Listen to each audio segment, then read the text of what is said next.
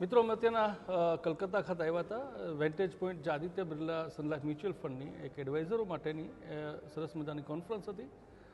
તેમાં આપણા Gujarati fund manager Shri Dhavalbhai ગાલા કે જેઓ અનેક ફંડ મેનેજ કરે છે તેમની સાથે મળવાનું થયું અને માર્કેટ પણ અત્યારે તૂટ્યું છે. તો તમારા બધા માટે એક સરસ મજાના પ્રશ્નો લઈને કે હવે માર્કેટમાં શું કરવું જોઈએ.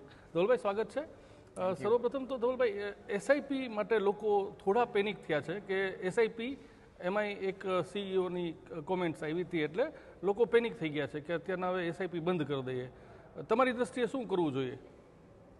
જો જેવી રીતે પ્રોડક્ટનું નામ છે એસઆઈપી, સિસ્ટમેટિક ઇન્વેસ્ટમેન્ટ પ્લાન. આજની તારીખમાં તમે આ ગોલ માટે પ્લાન કર્યું હશે કે તમારે કોઈ ધારણા હશે કે મારે આ અચીવ કરવું છે, આ છોકરાઓને ભણાવવા છે, એ લોકોને કોલેજ મોકલવાના છે, લગ્ન કરાવવાના છે, ઘર લેવાનું છે, ટ્રાવેલ પ્લાન છે, તો તમે તમારા ગોલથી ચેન્જ ના થાઓ. એટલે કે જ્યારે તમે ચડતી બજારમાં એસઆઈપી ચાલુ રાખેલી તો ફોલિંગ માર્કેટમાં તો તમારે એસઆઈપીની ક્વોન્ટમ વધારી દેવી જોઈએ રાધર દેન થિંકિંગ કે આપણે એસઆઈપી બંધ કરીએ. એટલે એસઆઈપીમાં કોઈ પ્રોબ્લેમ નથી અને તમે લોંગ ટર્મ એસઆઈપી કરો છો અગર 5 વર્ષ ને 10 વર્ષની પ્લાન બનાવેલી છે તો માર્કેટ સાયકલ્સ છે આવી ઘણી તેજી ને મંદી આવતી રહેશે. તો you have to stick to your goal and you have to in fact educate your clients to increase more SIP amounts during falling markets. અને આમ પણ ધવલભાઈ આમ ગુજરાતી હોય એટલે થોડા હોશિયાર પણ હોય, ચાલાક પણ હોય અને વેપારી પણ હોય, પણ છતાં પણ એવરી મંદી જ્યારે પણ આપનો પણ ખૂબ મોટો અનુભવ છે. દરેક મંદીમાં એ લોકો એની એક્ઝિટ થતા હોય છે અને તેજી થાય ત્યારે પાછું એન્ટ્રી કરતા હોય. તો આવું કંઈ સ્ટડી તમે કર્યું છે? આવું કરવાનું કારણ શું થાય? નહીં, એ તો જો ઇન્વેસ્ટમેન્ટ સાયકોલોજી છે એ આપણે હ્યુમન સાયકોલોજી છે ઇન અ વે કે આપણે બધા હર્ડ મેન્ટાલિટી ફોલો કરીએ તો આપણે ડેફિનેટલી થોડુંક કાઉન્ટર ઇન્ટ્યુટિવ ફિલિંગ અને કાઉન્ટર ઇન્ટ્યુટિવ સ્ટાઇલ લાવવી જોઈએ કે લોકોએ. એટલે જ મેં તમને શું કીધું કે તમારે ગોલ પર સ્ટીક રહો. હવે આજની તારીખમાં તમારે શું ઈચ્છા, ઇમ્પોર્ટન્ટ વસ્તુ ધારણા રાખવાની જરૂરત છે એ છે વેલ્યુ એસઆઈપી. જ્યારે પડે છે ત્યારે તમે વધારે માલ લો. અને સેકન્ડ છે વસ્તુ તમે જેવી રીતે રાઈટ કીધું કે જ્યારે બજાર વધતી હોય છે ત્યારે બધાને વધારે નિવેશ કરવો હોય છે, ત્યારે એકચ્યુઅલી લોકો વધારે પૈસા લાવે છે. એટલે કે લોકોને લાગે છે કે અમને વધારે સમજ આવવા માંડી કે અમે ફાસ્ટ રિટર્ન બનાવીએ.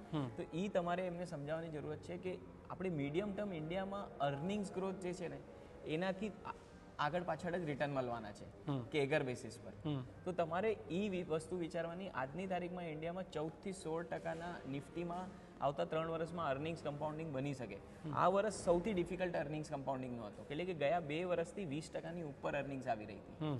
તો તમારે એ સમજાવવાની જરૂરત છે કે આપણે અગર 14 થી 16% આવતા 10 વર્ષ કમ્પાઉન્ડિંગ બની શકે, શાયદ એ 12 થી 14% થઈ જશે. એટલે કે ગ્રોથ અગર કેટલી ઉપર નીચે થાય છે એના બેસિસ પર. એના કરતાં બીજા ક્યાંય બી તમારે એટલા વધારે રિટર્ન આવવાના છે તો આન્સર શાયદ નહીં મળે.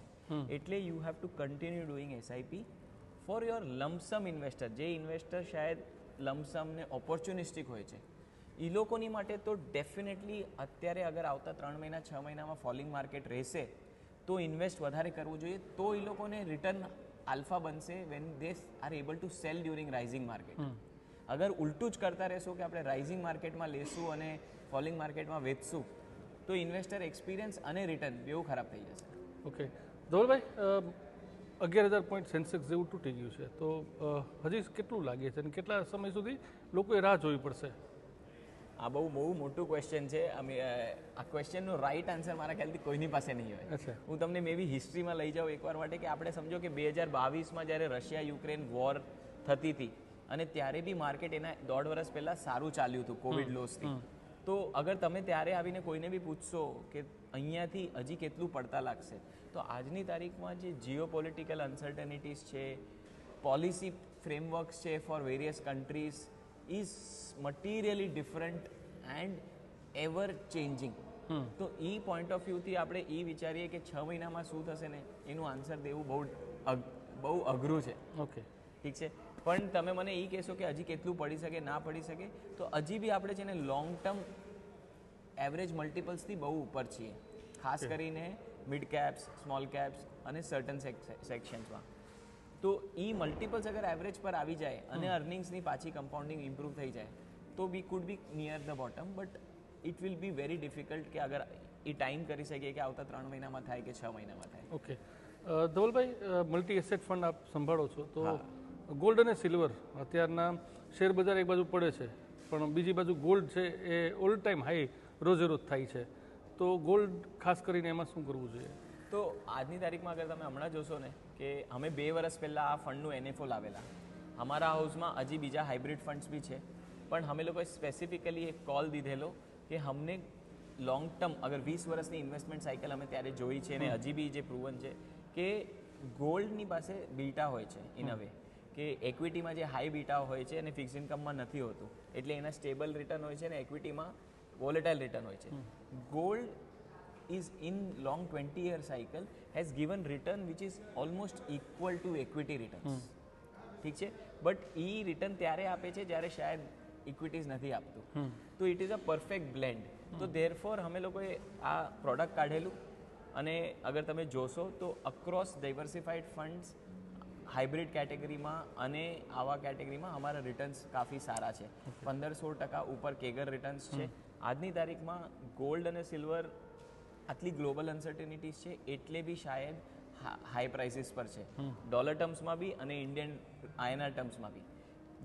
Will this continue next year? Answer is not yes. Okay, but can it still remain the asset class you should remain invested for say 5 years 10 years? The answer to that is yes. Okay, તો એટલે આપણે આજે multi asset એલોકેશનમાં approach છે કે 65% equities, 20% fixed income, 15% gold અને silver. It augurs very well for long term investors. Okay. And you get exposure to all asset class. Dhavalbhai, sector wise જોવા જઈએ તો બેન્કિંગ ફાઇનાન્શિયલ આપ સંભાળો છો, ટ્રાન્સપોર્ટ લોજિસ્ટિક્સ સંભાળો છો, pharma અને છેલ્લે ડિફેન્સ, કારણ કે બહુ બધા લોકોએ ડિફેન્સમાં એસઆઈપીસ કરી છે. કયું સેક્ટર એવું લાગે છે કે જે આગામી સમયમાં વધુ સારું ચાલે? અને બીજું ડિફેન્સ ખાસ કરીને સાહેબ, કે જાણ કે ડિફેન્સમાં 30-35-40% જેવું ડાઉન થયું છે, તો શું કરવું જોઈએ? સો પહેલી વસ્તુ banking and financial services sector મને અહીંયાથી બહુ સારું લાગે છે કે ઇફ યુ આસ્ક મી કે નેક્સ્ટ 2 years 3 years મને લાગે છે કે this could be amongst the best outperforming sector. એના 3 કી રીઝન છે. અત્યારે તમે જોશો તો ઘણા રેગ્યુલેશન્સ જે બહુ ટાઈટ ચાલી રહ્યા હતા લાસ્ટ 12 મંથ્સથી, એ સોફ્ટ થાય છે યા ટર્ન થાય છે.